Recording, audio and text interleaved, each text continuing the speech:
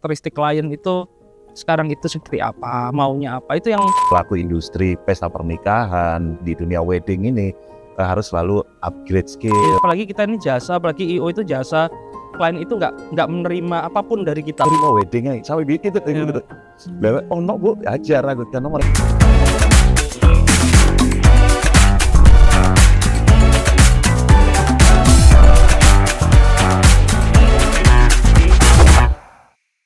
Industri pesta pernikahan yang ada di Malang itu semakin semarak dari tahun ke tahun.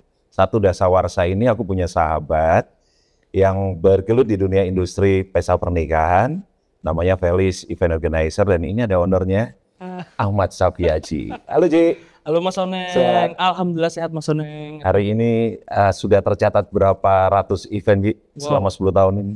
100.000? Wow, amin Mas Oneng. amin. Tapi yang jelas ya, alhamdulillah sudah banyak dipercaya oleh calon mempelai, itu yang bikin bangga sampai sekarang. Felis itu kalau nggak salah mulai tahun 2014.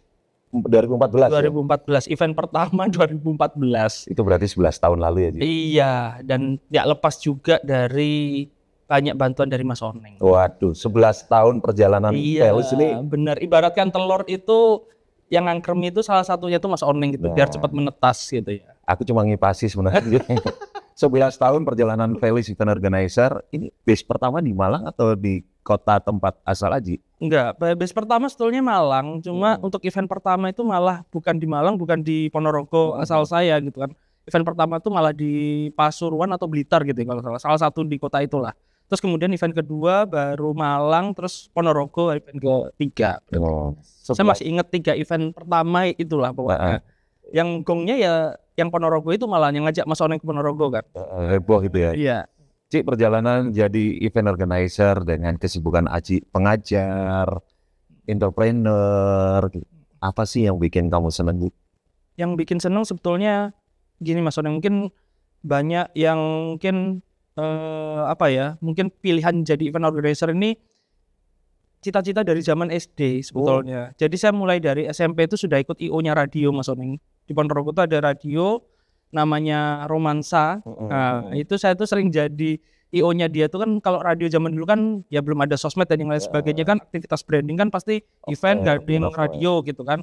Apalah event rokok dan yang sebagainya, konser dan yang lain sebagainya. Ada di situ tuh start from untuk belajar berorganisasi di situ. Terus sambil lanjut SMA dan yang lain sebagainya, lanjut kuliah dan yang lain sebagainya, sampai milih kuliah. Pada saat saya kuliah pun itu juga saya orientasinya tuh ke arah IO Mas Oneng. Jadi dulu karena orang tua saya itu medis ya, jadi saya itu diarahkan untuk sekolah nerusin medis gitu ya.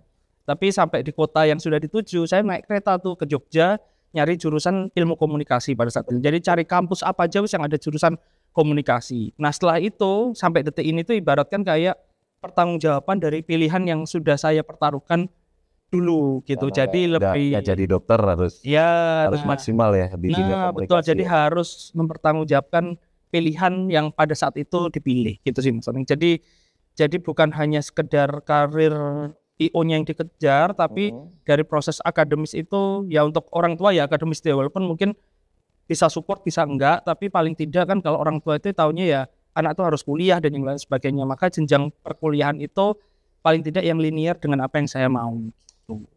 Sekedar informasi teman-teman Silway, jadi Mas Aji ini dulu alumni dari Universitas Islam Yogyakarta. Iya, itu S1-nya, S2-nya di Universitas Brawijaya. Ya. Habis ini ngambil S3. Amin, semoga. Mungkin bareng-bareng S3 sama teman-teman teman vendor yang lainnya. Iya, mungkin boleh teman-teman vendor mau ngambil S3. Iya, boleh. Vino tuh kan sebetulnya jenjang pendidikannya juga tinggi, Mas. Iya, jadi dia itu benar. Dia habis ini tuh bikin buku sendiri. Terakhir dia D3 kok. Oh, iya. Dorong dus. Aji, menjadi event organizer dan sekarang kalau aku bisa bilang kamu yang terdepan loh. Amin. Untuk segmen pasar pesta pernikahan. Amin. Ada Jawa modern seperti itu. Amin Mas Oneng. Bagaimana mempertahankan 11 tahun ini, Ji?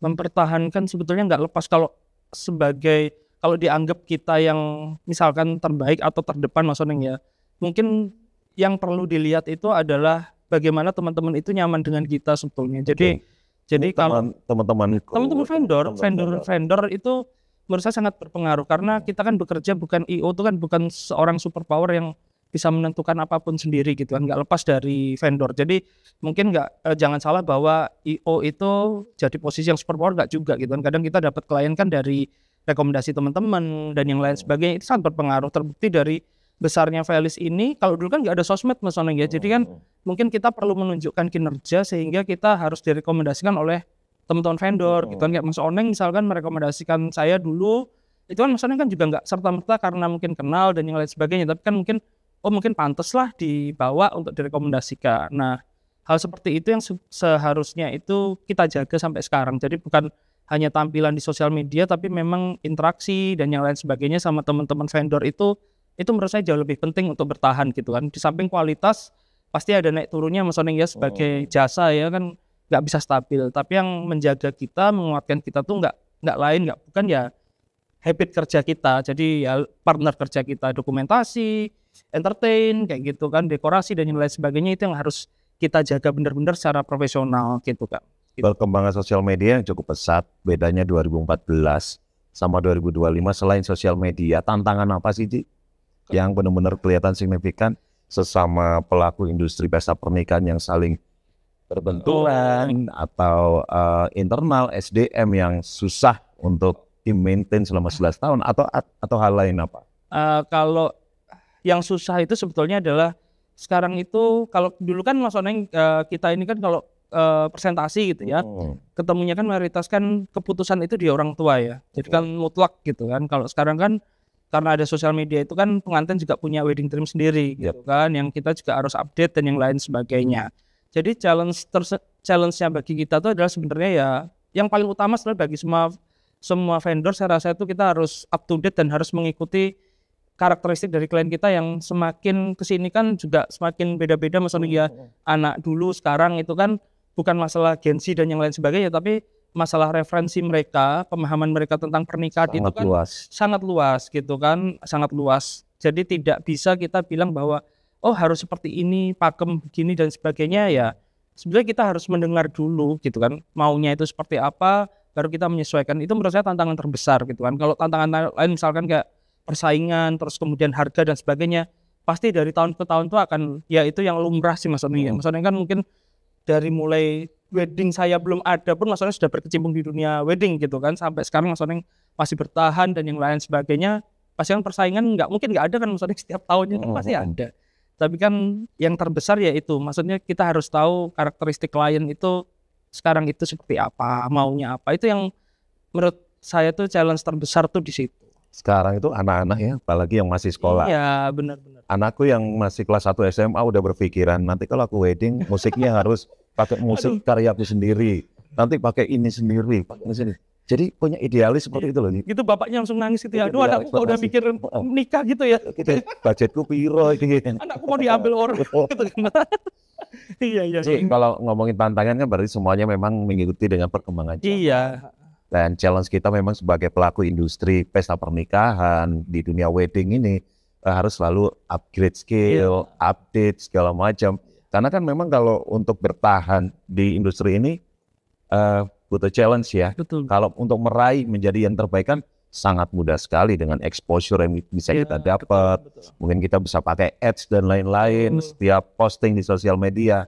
Tapi untuk mempertahankan, dipercaya klien, menjadi top of mind dari klien, itu yang sulit. Benar nggak sih, Ci? Iya, betul. Dan jadi, itu butuh ekstra engagement antara kita sama klien. Setuju Mas Oneng. Jadi untuk ke klien itu sendiri pun juga saat ini juga semakin sulit gitu ya. Apalagi kita ini jasa, apalagi IO itu jasa. Klien itu nggak menerima apapun dari kita pun, nggak ada produk lah ibaratkan gitu kan. Yang ada itu ibaratkan hospitality service-nya gitu kan, sama kayak orang yang kerja di hotel dan yang lain sebagainya. Jadi senyum salam sapa itu aja tuh menjadi penilaian kan. Kita ketemu itu rumit apa enggak gitu, itu penilaian. Mau acaranya bagus atau tidak, ya itu penilaian gitu ya. Komunikasi kita bagus atau enggak. Jadi memang kalau untuk khususnya untuk WO Mas ya, untuk wedding organizer itu challenge-nya memang dinamikanya itu sangat besar gitu kan. Apalagi yang kita urusin itu adalah perasaan orang, nggak cuma perasaan mempelai, perasaan bapak, ibu, bude, bridesmaid-nya gitu kan. Jadi keluarga aman, nanti bude nggak aman. Keluarga aman, bridesmaid nggak aman. Atau yang lain aman, ternyata bride-nya nggak aman, atau groomsnya nggak aman gitu kan. Jadi kita ini murni harus kayak apa ya, nge-treatment ngomong lah. Paling nggak semua orang itu pengen didengar kalau untuk WO itu seperti itu maksudnya. Jadi nggak bisa bahwa kita itu harus ke mantennya aja, kayak itu aja. Nah itu challenge-nya terbesar. Jadi kita ini kayak ribet gitu kan. Bagi sebagian orang tuh fokusnya WO, ngatur tamu lah, paling nganterin VIP dan sebagainya. Yang terlihat kan itu, tapi sebelumnya itu kan kita butuh selalu manis, selalu sehat. Iya kan, selalu bisa mengakomodir apa yang klien mau. Nah itu kan ya mungkin kalau teman-teman yang psikologi pasti paham lah ya, bagaimana psikologis para wedding planner itu harus moodnya tuh harus stabil kan, ketemu dengan setiap orang dengan berbagai macam problem gitu maksudnya. Dan groomingnya juga harus diperhatikan, head to toe ya kan, mulai sepatu sampai ujung rambut itu harus diperhatikan. Yang terlihat sampai yang tidak terlihat ya. Senyum, salam, sapa itu salah satu kunci dari Felis ternyata. Dan memang kalau aku lihat grooming teman-teman itu bagus sekali ya. Amin. Nyapanya benar harus seperti itu. Cik, dengan banyaknya sekarang aku ketemu di beberapa event banyak IO baru bermunculan. Aku lihat mungkin dari beberapa, ini sempat jadi krunya Felis. Ini dari krunya ini pindah ke tempat lain, bahkan membangun usaha sendiri. Gimana Ji nyikapi hal itu? Ya itu wajar sih Mas Oneng, wajar banget, dan setiap orang kan ingin berproses lebih kan ya. Jadi kan kita nggak bisa membatasi dan yang lain sebagainya. Dan setiap orang juga ada cita-cita sendiri, kayak misalkan beberapa tim yang sudah join ke Felis, terus habis itu kemudian dia bangkit untuk membuat produk sendiri, itu bahkan dari mulai di Felisnya aja dia sudah cerita dia mimpinya punya brand sendiri dan yang lain sebagainya. Keren ya? Iya, jadi kan dengan orang yang kita mendapatkan tim seperti itu kan ada orientasi bahwa dia bersungguh-sungguh maksudnya gitu kan, bersungguh-sungguh dan fair gitu. Dan alhamdulillah sampai detik ini saya rasa yang keluar dari Felis itu yang drama itu mungkin dramanya ya bukan drama kayak nikung klien gitu ya, nggak ada ya, tapi ya mereka attitude-nya rata-rata masih sangat baik gitu, bahkan sampai saat ini dengan kami juga masih sangat baik gitu Mas Oneng ya. Jadi karena apa ya itu nggak bisa dibatasi Mas Oneng. Kayak Mas Oneng ini kan mungkin banyak menghasilkan banyak vendor ya. Dan mungkin kan vendor-vendor itu sendiri juga ya Mas Oneng ngeliat wah sekarang mungkin udah gini. Tapi Mas Oneng kan juga ya udah semua orang berkembang. Betul. Ya kan sesuai jalannya sendiri gitu. Kita nabung kebaikan aja. Nah, insya Allah kan begitu ya Mas Oneng. Kalau kita legacy anak-anak kita. Betul. Apa kabar sekarang kan ya? Alhamdulillah Mas sehat. Ini baru nganterin tadi. Baru nganter sekolah Mas di studio Siliwet ya. Benar-benar. Kelas berapa sekarang? Baru masuk kelas 1 SD. Jadi ini perlu diawasin. Karena nggak biasa ninggal ya. Jadi bapaknya agak-agak worry. Kelas 1 SD ini butuh beberapa tahun lagi untuk kita benar-benar mendampingi lagi. Betul. Ini aku mulai ketir-ketir Ji. Tuh udah SMA. Iya Mas Oneng cepet ya Mas Oneng ya. Cepet. Aduh, padahal aku mau mengikuti industri wedding, pesta pernikahan ini mulai dia sebelum lahir. Iya betul. Karena udah kelas 1 SMA. Mungkin Mas Oneng ada klien yang mulai dari Sweet 17 sampai nikah, mungkin ada Mas Oneng ya. Ada yang hampir punya cucu ada loh Ji. Iya. Alhamdulillah ya kita masih dipercaya Ji ya. Alhamdulillah. Ci, untuk membagi waktu antara keluarga sama pekerjaan yang cukup sibuk, bagaimana Ji? Untuk membagi waktu sebetulnya nggak ada. Kamu ada asisten pribadi nggak ya? Nggak ada Mas. Bapak ini nanti? Nggak ada Mas. Sama ibu sama. Nggak ada. Kebetulan sendiri juga dari awal bangun Felis itu orientasinya kita kan brand dan tim Mas Oneng ya. Jadi bukan personal branding saya gitu kan. Jadi untuk membagi waktu sampai detik ini alhamdulillah sih masih sangat bagus gitu ya. Dalam artian tidak ada entah ya buktinya saya pagi masih bisa ngantar anak, urusan anak pun saya masih sangat insya Allah sangat mencukupi untuk kebutuhan keluarga gitu kan, hadir waktu dan yang lain sebagainya. Mungkin untuk kerjaan juga dari awal mungkin ya itu mungkin bisa dibilang Felis memunculkan istilah tim leader tuh Mas Oneng, di mana IO itu tidak di-handle by owner gitu kan.